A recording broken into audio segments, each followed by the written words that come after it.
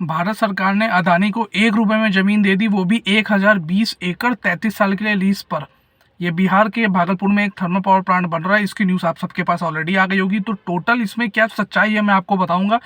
इस तरह की मैं रॉ वीडियो सब डेली डालूंगा एक टॉपिक से रिलेटेड जो ट्रेंडिंग हो रहा होगा, और उस पर अगर अच्छा रिस्पॉन्स आता है तो मैं कंटिन्यू करूंगा। तो पूरी सच्चाई सुनो। बिहार के भागलपुर में एक थर्मल पावर प्लांट बन रहा है 2400 मेगावाट का, ठीक है। एंड इसमें बेसिकली ये हुआ है कि 1 रुपए में पर साल 1 एकड़ के हिसाब से अदानी ने किसानों की जमीन दी है 1020 एकड़ 33 साल के लिए लीज पर।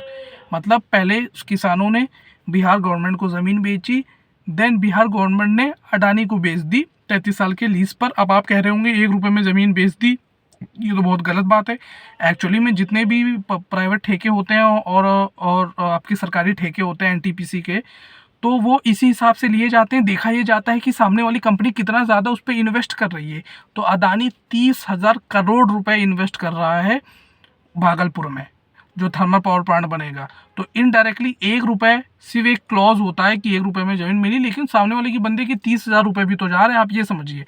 इसमें मेन जो कंसिडर करनी है बात को ये है कि थर्मल पावर प्लांट बन रहा है, किसानों की जमीन गई तो बिजली सस्ती मिलनी चाहिए, लेकिन नहीं, बिजली मिल रही है 6.075 रुपए पर यूनिट के हिसाब से, जो कि बहुत महंगी है। अगर सोलर और रिन्यूएबल एनर्जी की बात करें तो 3 से 4 रुपए प्रति यूनिट मिल जाएगी। तो एक लूप होल यहाँ पर है। दूसरा बात करोगे तो जो कोल यूज़ होता है अडानी में, बेसिकली जो कोल मंगाते हैं वो लोग इम्पोर्टेड मंगवाते हैं, बाहर से कोल मंगवाते हैं। तो चांसेस है अगर कोल का प्राइस बढ़ता है तो बिहार वालों को और रिस्क होगा और बिजली ज़्यादा मतलब महंगी मिल सकती है। तीसरा पॉइंट ये है कि इसमें जो किसानों की जो ज़मीन गई होगी 834 गांव हैं। तो मोस्टली में ये कहा जा रहा है बहुत लोगों को नहीं मिले हैं, मुआवजे के पैसे नहीं मिले हैं।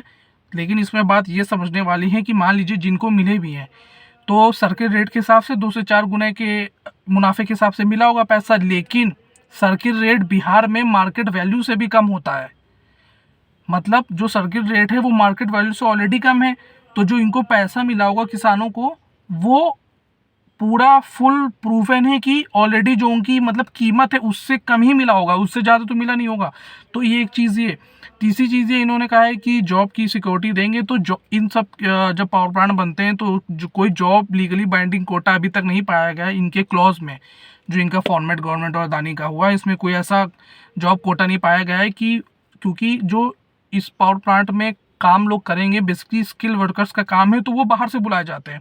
बिहार के गांव के लोगों को बस ये डेली वेज पे या जब तक कंस्ट्रक्शन चल रहा है तब तक के लिए ही रखेंगे, ये उम्मीद है। क्योंकि अभी तक कोई ऐसा क्लॉज नहीं दिया है कि यहाँ से ये लोग इस चीज़ों पे हायरिंग करेंगे। दूसरी चीज़ ये है कि इतने सारे वहाँ पे पेड़ लगे हैं वो काटे जाएंगे, लैंड फर्टाइल होगी, वहाँ का गंगा तट है साइड में, तो वहाँ से ये लोग पानी विड्रॉल करेंगे तो फिशरीज इफेक्ट होगी, इकोलॉजिकल कॉस्ट का भी कोई मेंटेनेंस नहीं है। तो ये सब 3-4 चीज़ें हैं जो कंसिडर करने वाली है। और एक चीज़ और है कि अगर मैं कह रहा हूँ कि अगर यही ठेका अडानी की जगह किसी सरकारी कंपनी को दिया गया होता है, एनटीपीसी या स्टेट पावर प्लांट को, तो बिजली भी आपको सस्ती मिलती, प्लस सरकार को प्रॉफिट का पैसा भी मिलता।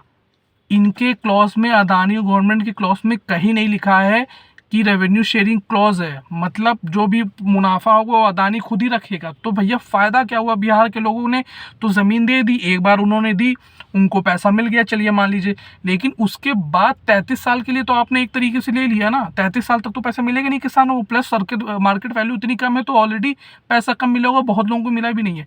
तो मैं सरकार से पूछना चाहता हूँ कि भाई उन्होंने क्या नेगोशिएशन पावर यूज़ करी? क्योंकि ना सरकार को प्रॉफिट हो रहा है इसमें, ना बिहार के लोगों को प्रॉफिट हो रहा है, बिजली भी महंगी मिल रही है ना। तो ये चीज़ है, ये सरकार से पूछो, इसके बारे में बात करो। तो टोटल मैटर ये है, 1 रुपए में ज़मीन दी गई है लेकिन 30,000 रुपये करोड़ इन्वेस्ट हो रहे हैं, ये चीज़ समझो। एंड रही बात आपके टोटल ज़मीन थी 1200 एकड़, 1020 गई है किसानों की, उसमें से जितना बचता है वो बिहार की गवर्नमेंट की ही ज़मीन गई है। तो ये पूरा मैटर है। वीडियो अच्छी लगी हो तो लाइक करना, शेयर करना, कोई डाउट हो तो कमेंट करना, और मैं डेली ऐसी वीडियोज़ लेके आऊँगा। तो चैनल को फटाक से सब्सक्राइब कर लेना। धन्यवाद।